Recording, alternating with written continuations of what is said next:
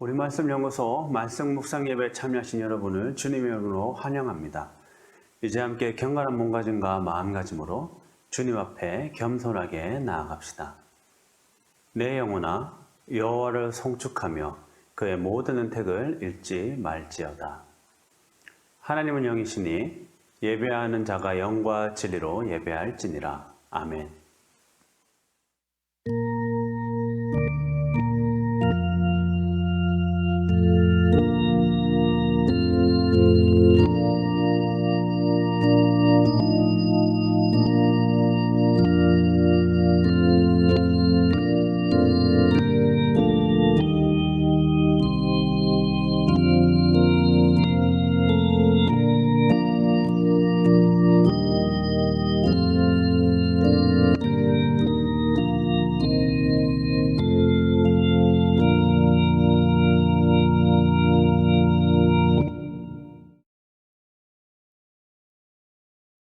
시편의 시인은 여호와를 송축하고 그분의 은택을 잊지 말라고 시를 읽는 독자들에게 요청합니다. 분명 우리의 목적은 그분을 송축하는 데 있죠.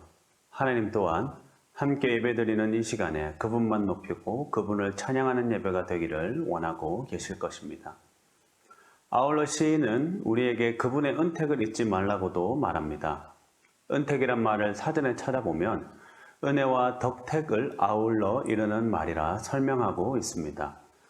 이 설명도 조금은 어려워 다른 사전을 찾아보면 영어 사전에는 이 말을 이익이나 좋은 것을 지칭하는 말로 되어 있습니다. 하지만 원문은 은혜와 덕택이라는 말과 다른 단어를 사용합니다. 여기 사용된 히브리어 단어는 그물이라는 단어입니다. 이 그물이라는 말은 우리말로 번역하면 행한 일, 그러니까 행동으로 옮긴 일 정도로 번역할 수 있습니다.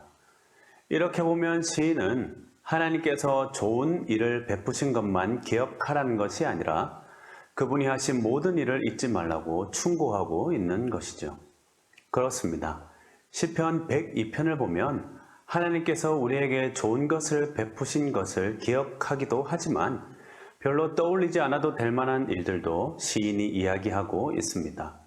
이를테면 우리 인생의 허무함 같은 것을 시인은 이야기하고 있죠. 시인이 이러한 것들을 통해 말하고 싶은 것은 모든 것이 하나님께 달려있다는 고백일 것입니다. 그래서 우리가 좋은 것을 기억하면서 앞으로도 하나님께서 우리에게 좋은 것을 주실 것이라는 기쁨을 안고 살 수 있고, 좋지 않은 일에도 하나님이 우리를 도우실 것이라는 희망을 안고 살아갈 수 있게 됩니다. 하나님께서 우리에게 행하신 일이 참 많습니다.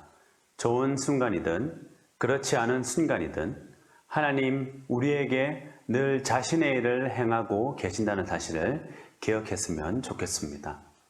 하나님을 만나는 이 시간에 우리에게 행하시는 하나님의 일들을 예배를 통해 확인하게 되길 바랍니다.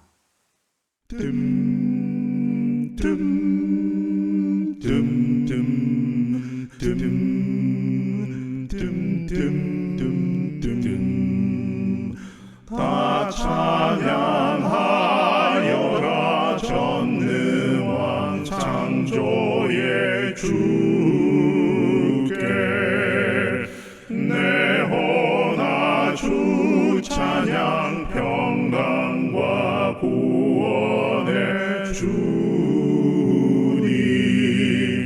성도들아 주 앞에 이제 나와 즐겁게 찬양하여라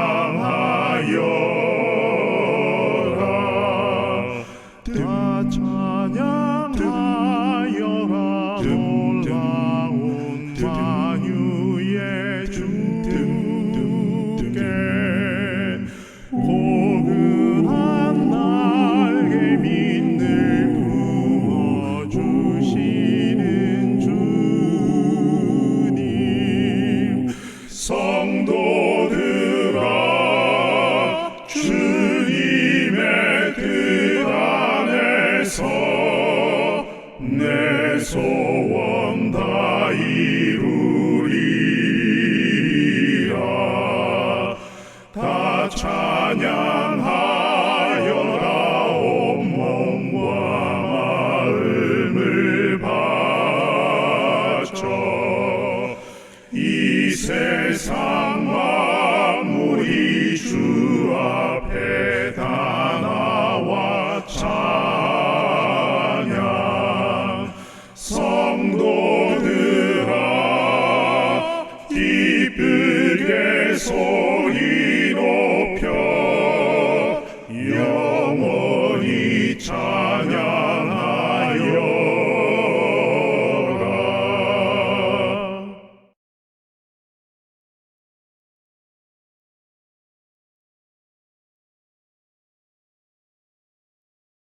하나님이 오늘 우리에게 주신 구약의 말씀은 예레미야 31장 16절입니다. 이제 받들어 읽습니다. 하나님의 말씀을 귀 기울여 들으십시오. 여호와께서 이와 같이 말씀하시니라. 내 울음소리와 내 눈물을 멈추어라. 내 일에 삭슬 받을 것인즉 그들이 그의 대적의 땅에서 돌아오리라. 여호와의 말씀이니라. 하나님이 오늘 우리에게 주신 신약의 말씀은 누가복음 18장 7절입니다. 이제 받들어 읽습니다. 하나님의 말씀을 귀 기울여 들으십시오. 하물며 하나님께서 그 밤낮 부르짖는 택하신 자들의 원한을 풀어주지 아니하시겠느냐? 그들에게 오래 참으시겠느냐? 이 말씀을 통해서 하나님이 우리에게 은혜 주시길 원합니다.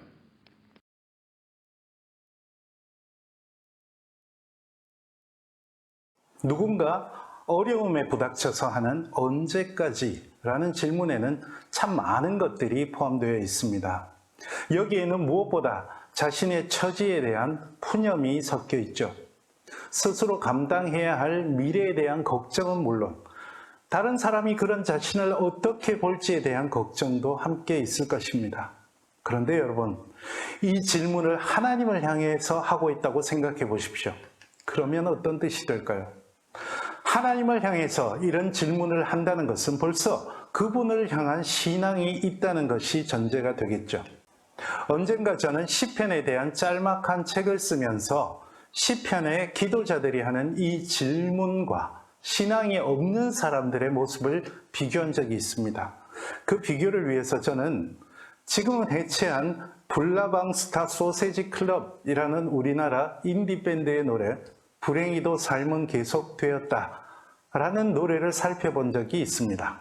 이 노래는 사업에도 사랑에도 실패한 어떤 사람의 독백을 소재로 합니다. 이 노래 가사에서 주인공은 계속 바닥을 내려다봅니다. 그리고 마지막에는 자살하려고 건물 옥상에 올라가는데 너무 아름다운 서울의 하늘을 봅니다. 그런데도 그는 그것을 보지 못하고 가사에 따르면 공구리 바닥으로 몸을 내던지고 맙니다. 하지만 노래는 그것이 끝이 아니라 사지를 못 쓰는 장애인이 되어 그 후로 불행히도 삶은 계속되었다라고 되뇌이는 넋두리로 끝맺죠. 하지만 시편 기도자들도 이 사람 못지않게 힘겨운 상황에 부닥쳐 있는데도 그들은 땅을 보는 것이 아니라 처음부터 하나님의 향해 눈을 들고 언제까지입니까? 라고 외칩니다. 비록 당장 고난이 끝나지도 않고 대적이 없어지지도 않으며 자신의 처참한 삶이 역전을 보이지 않아도 그들은 하나님께 이 질문을 하는 것으로 시작합니다. 이 질문의 의미가 무엇일까요? 저는 이 생각을 할 때마다 아이들이 엄마에게 혼나면서도 엄마 하면서 우는 모습이 떠오릅니다. 아이들은 엄마가 혼내더라도 그 너머에 깊은 사랑이 있음을 본능적으로 느끼죠. 그리고 엄마가 자신의 삶을 채워줄 것이라는 믿음이 있죠. 마찬가지입니다. 시편의 기도자들은 직접 간접으로 한 하나님 실존의 경험을 바탕으로 현재 고난 가운데서 하나님을 향해 언제까지입니까? 라고 외칩니다. 이 외침은 무신론자들의 외침과는 달리 깊은 신앙의 경험과 신뢰가 바탕을 이룹니다. 그렇다고 고통을 외면하는 것이 아닙니다. 고통을 솔직하게 하나님 앞에 내어놓죠. 거기서 변화가 시작합니다. 아이들이 결국 어머니의 품에서 모든 것이 해결되는 것을 깨닫듯이 시편의 기도자들은 그분을 향한 탄원과 기도에서 현실의 모든 고난, 모든 대적에 초점을 맞추는 삶이 아니라 무한한 하나님을 향한 신뢰로 초점을 이동하는 것입니다. 그래서 그들은 고난 가운데서도 기뻐할 수 있었던 것이죠. 오늘 구약 본문 예레미야서 31장은 전통적으로 위로의 작은 책이라고 불릴 정도로 예레미야서에서 보물처럼 빛나는 구원의 메시지를 전해줍니다. 그 가운데서 오늘 본문은 대적의 땅에서 슬프게 눈물을 흘리면서 언제까지입니까? 라며 탄식하는 이스라엘 백성을 향해 말씀으로 인자하게 눈물을 닦아주시는 하나님을 봅니다. 그리고 그분은 구원의 약속을 주십니다. 이 약속은 이스라엘 백성에게 과거의 경험을 되새기며 미래를 희망으로 바라며 현재를 견디고 기뻐할 수 있게 해줍니다. 이 말씀은 예레미야 시대 그 암울한 만국의 서름을 전하는 처절한 본문들 가운데 있어서 더 보석처럼 빛이 납니다. 이런 하나님의 약속을 알고 있는 이스라엘 백성의 언제입니까? 라는 탄원은 당신은 분명히 저희를 구원하실 분입니다. 그것을 우리가 믿습니다. 지금 너무너무 힘겹고 고통스럽지만 그 모든 것을 당신께 내맡기고 저는 당신과 맺는 관계에 집중하겠습니다. 이런 고백이 있지 않겠습니까? 누가복음의 말씀에서 예수님은 좀 더 극적으로 보기를 되십니다. 이 단락의 첫 구절인 1절을 보면 예수님이 하시는 비유는 기도하며 낙심하지 말아야 할 까닭을 설명하려는 데 있음을 알 수 있습니다. 어떤 고을에 재판장이 있었습니다. 그야말로 그 사람은 안하문인이었습니다. 그는 하나님도 사람도 두려워하지 않았습니다. 그런데 그에게 어떤 가난한 과부가 억울함을 호소하며 사건을 가지고 왔습니다. 당연히 이 재판관은 그 과부의 탄원을 무시했죠. 아마도 과부가 멈추지 않고 계속 탄원을 했던가 봅니다. 그는 결국 귀찮아서라도 과부의 탄원을 들어줘야겠다라고 말합니다. 그 기유 끝에 오늘 본문 말씀이 있습니다. 예수님은 그렇게 불의한 재판관도 끊임없이 탄원하면 들어주는데 하물며 창조주 하나님이 어찌 기도를 들어주시지 않으시겠냐는 수사적인 질문을 하십니다. 충격요법을 통한 교육이라고 해도 되겠습니다. 쉽게 이해할 수 있는 보기로 크디 큰 하나님의 비밀을 깨닫도록 하시는 예수님의 고유한 교육법입니다. 여기서도 우리는 언제까지입니까? 라는 질문에 또 다른 대답을 듣습니다. 마찬가지입니다. 그런 질문을 하는 것이 기도라는 말이죠. 그런데 과부가 들어줄지도 모를 불의한 재판관에게 끝없이 탄원하는 마음처럼 간절한 마음으로 불의한 재판과는 달리 반드시 응답하실 하나님께 간구하라는 것입니다. 여기서 우리는 어려움에 부닥쳐서 하는 우리의 기도를 돌아보게 됩니다. 과연 우리는 아이가 어머니의 품에 달려가듯 순전한 믿음으로 기도하고 있는지요? 혹시 보험처럼 기도하고 있지는 않은지요? 저도 종종 어떤 일에 부닥쳐서 탈출구가 보이지 않는 경험을 합니다. 아무리 생각하고 고민하고 밤을 새가면서 걱정해도 탈출구가 보이지 않을 때가 있습니다. 그럴 때 기도를 합니다. 그런데 돌이켜 반성해보면 그저 과부가 불의한 재판관에게 탄원하듯 확신이 없으면서도 어쩔 도리 없이 기도라는 최후의 수단을 보험처럼 쓰고 있었던 것은 아닌지 반성해봅니다.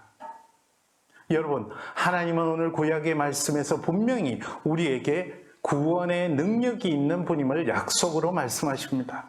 신약의 말씀에서 예수님은 하나님은 절대로 불의한 재판관이 아니라고 말씀하십니다. 신약 성경 8절의 말씀은 그런 뜻에서 매우 의미심장합니다. 우리 주님은 우리가 입으로만 하는 믿음을 바라지 않으십니다. 그저 보험 들듯 하는 기도를 바라지도 않으십니다. 그분의 무한한 능력을 깨달을 때까지 끊임없이 내어놓고 고민하면서 기도하는 가운데 믿음을 향해 나아가라고 하십니다. 그런 뜻에서 신앙인의 언제까지입니까? 라는 기도는 참 믿음으로 나아가는 첫걸음입니다. 여러분, 이제 본문 앞에서 좌절하고 절망하며 땅을 내려다보지 않고 언제까지입니까? 라고 하면서 하나님을 바라는 신앙을 새롭게 다짐해 봅시다.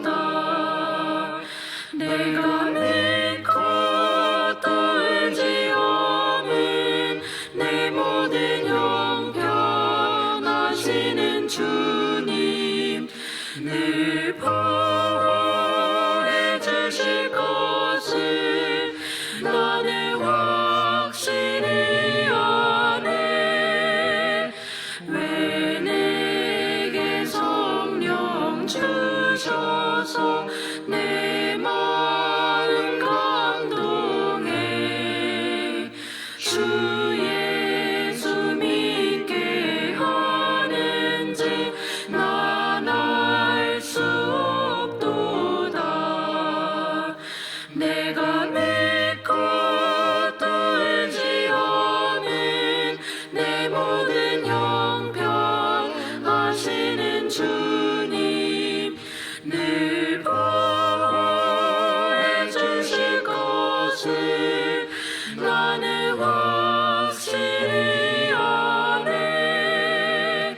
주 언제 강림하실지 혹 밤에 혹 낮에 또 주님 만날 그곳도 난 알 수 없도다. 내가 믿고 또 의지하는 내 모든 형편 하시는 주님 늘 보호해 주실 것을 나는 확실히 아네.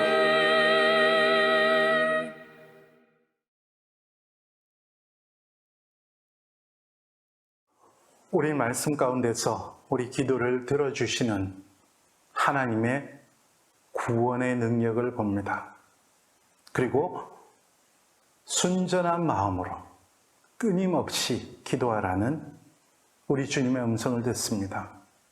오늘 우리의 신앙을 돌아보고 주님 앞에 다시금 기도를 새롭게 할 수 있으면 좋겠습니다. 기도하십시다. 주 예수 그리스도의 은혜와 하나님 아버지의 사랑하심과 성령님의 교제케 하심이 이 자리에 머리 숙인 주님의 사랑하시는 백성들과 그 삶 가운데 지금부터 영원토록 함께 하시기를 간절히 축원하옵나이다. 아멘.